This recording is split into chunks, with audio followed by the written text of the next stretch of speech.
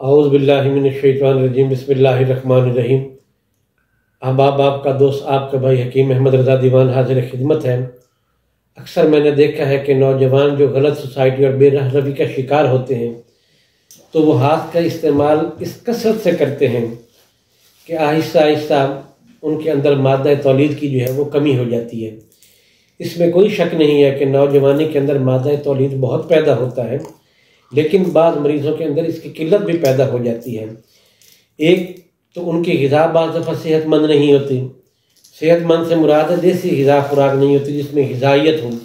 मसलन देसी घी है, मक्खन है, दूध है, छोटा गोश्त है, परिंदों का गोश्त है, देसी मुर्गा है, देसी अंडे हैं। ये देसी ग़िज़ाएँ जो हैं जो इंसान के जिस्म को ताकत और तवानाई मुहैया करती हैं वो नहीं होती। वो बेचारे ब्रायलर खाने पे, बर्गर खाने पे, शवारमे खाने पे, पिज़्ज़े खाने पे फोकस करते हैं। तो इसकी वजह से उनके अंदर मादा तौलीद की जो पैदाइश है वो इस मकदार में नहीं होती, जिसकी वजह से उनको इरेक्शन भी सही नहीं होती। कभी शहवत आई तो कभी ना आई, कभी शहवत आई तो ठक से डाउन हो गई। दूसरा, ऐसे अफराद जो अपनी सेहत के ऊपर तवज्जो नहीं करते। मसलन साल के अंदर 2 साल के अंदर कोई ना कोई अच्छा सा नुस्खा, कोई अच्छी माजून, कोई ताकत का नुस्खा ऐसा इस्तेमाल नहीं करते जिससे उनकी पिछली कमी बेशी तवानाई की जो है वो पूरी हो। तो ऐसे जो मरीज़ होते हैं वो 35 साल के बाद, 38 साल के बाद अमूमन मादा तौलीद की किल्लत का शिकार हो जाते हैं और मर्दाना कमज़ोरी का शिकार हो जाते हैं।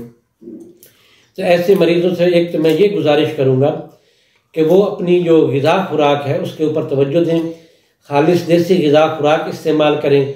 और अगर नौजवान हैं तो वो कभी आदत से, इस फेले बद से जो है वो अपने आप को बचाएं।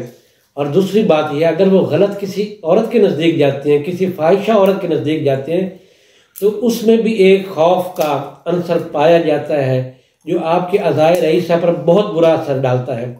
लिहाजा परहेज़ करें। और ऐसे लोग जिनको किल्लत मादा की शिकायत होती है उनके लिए मैं एक नुस्खा आपके साथ शेयर करता हूँ। एक तो आपने मूसली सफ़ेद लेनी है, मूसली स्याह लेनी है, चने बिरियाँ लेने हैं बग़ैर छिलके के, तोदरी सुर्ख लेनी है, तोदरी सफ़ेद लेनी है। ये तमाम तर चीज़ें आपने हम वज़न लेनी है और इनके हम वज़न आपने कूज़ा मिस्री शामिल करनी है।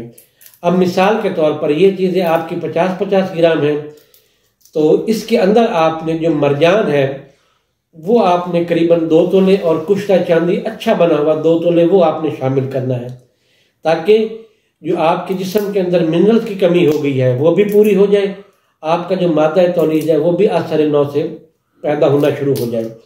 और यहाँ पर मैं एक बात आपको और भी बताता हूँ कि जो शख्स ये नुस्खा बना सके तो ठीक है, अगर नहीं बना सकते तो किसी काबिल हकीम से तैयार करवा लें, वगरना नाचीज़ को खिदमत का मौका देंगे तो मैं भी हाजिर हूँ। इजाज़त दें। अल्लाह हाफ़िज़।